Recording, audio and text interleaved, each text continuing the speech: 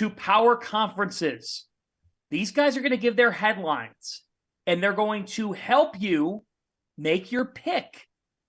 We're presented by Bet Rivers. You can pick your conference tournament champions there. Let's start with the conference that on the Douster TO and Fanta podcast, Coach McCall, I can guarantee you I did not even have to say a word when they were talking about what they believe was the most eventful, most exciting conference tournament this week. Rob and Terrence said, at the end of the day, it's the Big East. The Big East, man, we're going to start with the Big East, okay? We're going to start with the Big East. Marquette is the 1 seed. Xavier's the 2.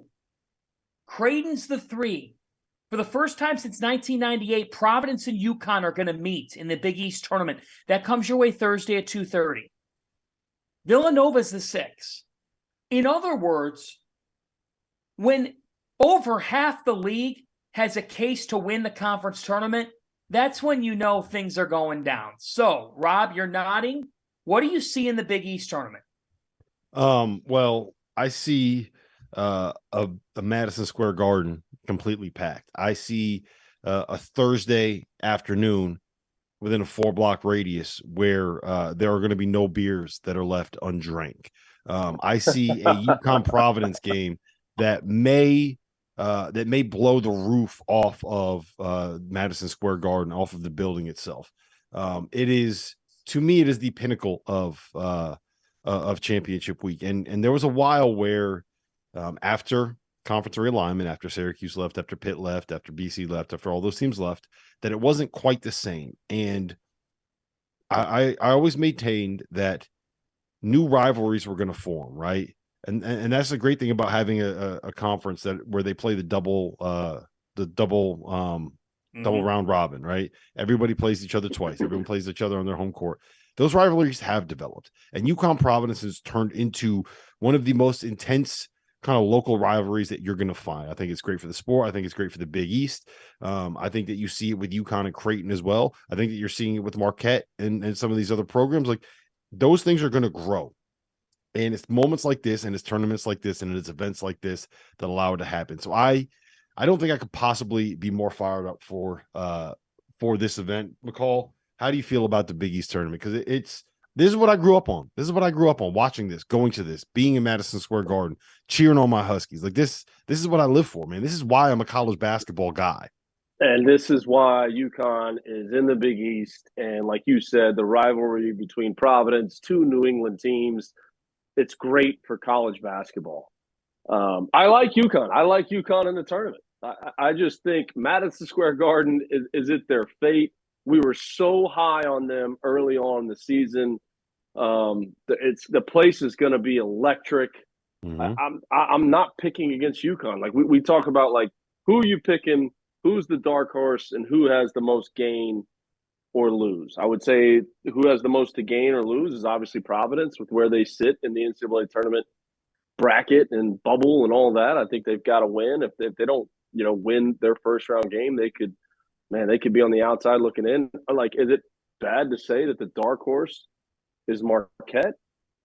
And I don't know if I'd call Marquette a dark horse, but I'll tell you this much. I'm just saying, like you think of, like, Madison Square Garden in the Big East tournament, you don't think of Marquette. You think of UConn, right? Like, well, the best representative like fan the dark base horse is probably a bad thing to say because they won the league, but I'm not picking against UConn. I can promise you that. Well, I downloaded this new app called the Vaulted app, and I don't know if you can see that. I've already locked in my pick for UConn as the champion of the Big East tournament. I do think that there's 2 teams, Fanta, and I'll let you kind of riff on this after. There's 2 teams that I think you really need to keep an eye on here. One of them is Creighton, because I still believe that the best team, when they are playing at their best, like when they're playing at their peak, if you get good Arthur Kaluma, is going to be Creighton.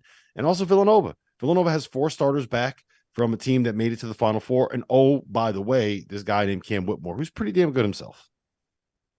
Yes, and that game is getting lost in the shuffle on Thursday's slate because it's at 9:30 at night. So if you open up your app, you're scrolling through the schedule. That Villanova-Creighton game is going to be high level. Villanova could have swept Creighton in the regular season. They were down by a bucket in the final minute out in Omaha. on a Saturday night game that was on Fox, and it looked like Villanova was going to be going down the tube. And on that night at Creighton, they showed that maybe they do belong in the conversation again. And they've been very good down the stretch. They've won 6 of their last 8 games.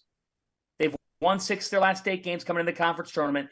Eric Dixon is a bad matchup for Ryan Kalkbrenner. But Greg McDermott has shown in the Big East tournament that he knows how to make adjustments. At the end of the day, his starting 5 you put up there with just about any starting 5 in the country, and they've developed a little bit of depth. They got heartbroken by Marquette at home. They then lost to Villanova. Sometimes in conference tournaments, there are teams that kind of go forgotten that end up showing you why they were where they were come conference tournament time. I think there's 3 storylines to this tournament, okay? Number 1, UConn is playing like a Final Four caliber team. But the Huskies have yet to have that pinnacle moment in the Dan Hurley era where they're standing on the stage or they're winning NCAA tournament games.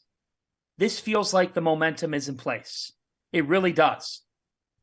Along those lines, number 2 is what Coach McCall brought up. And I would just say this. I don't ever remember going into a Big East tournament and talking about the 1 seed less than we're talking about the top seed in this tournament. No question. And Shaka Smart has used this whole mentality that nobody thinks you can win all year long. It would not surprise me if Marquette ends up being there on Saturday and the narrative is, well, they were the 1 seed. They should be there. They should be there. Marquette could be an underdog as a 1 seed in the conference tournament semifinals. They will. They are. They will be an underdog. UConn is the favorite to win it. The UConn is plus 200, Marquette is plus 300. If they play each other, UConn is probably going to be a 1.5 to 2.5 point favorite on a neutral court as the number 4 seed. That's what it's going to end up being. You could call me a UConn homer. I know what the people are saying in the chat right now. That's just what it's going to be. That's I what don't it make is. the line. And I have a number 3. I have a number 3 take that I think is blazing hot. All right, knock it out so we can get to the Big 12 because I got to talk about this. I got some takes in the Big 12, Fanta. I got some takes in the Big 12. Free Bill, baby. Go. Make your point. Yeah, here we go. I think that there's a player this week in New York who has a chance if he gets hot and his team gets hot to have a Kemba Walker-like Big East tournament. And that player is Sule Boom. That kid is an absolute bucket. Mm-hmm. He is nasty good. And if Xavier's standing there Saturday, it will be because of him. Creighton wins the Big East tournament, in my opinion. I think the Blue Jays have been in 4 Big East tournament finals out of 8. In their 5th out of 9, Greg McDermott finally cuts down the nets, in my opinion. Coach McCall, 5 seconds of prediction. Team who wins, you like UConn? I like UConn. All right. I like Matt McCall. Hey guys, just a reminder, our sponsor for today's episode is Run Your Pool. They are hosting the Field of 68 Bracket Challenge. This year, they are giving away $1,500 in free prizes. It's all an incentive for you to get on there and find out just how good their platform is. I've been using them for my bracket pools for years. I've used them for Super Bowl squares. I use them for everything that I need to use them for. The biggest survivor pool that I'm in for both NFL and NCAA tournament is by Run Your Pool. So go check them out. The link's below. Tap in.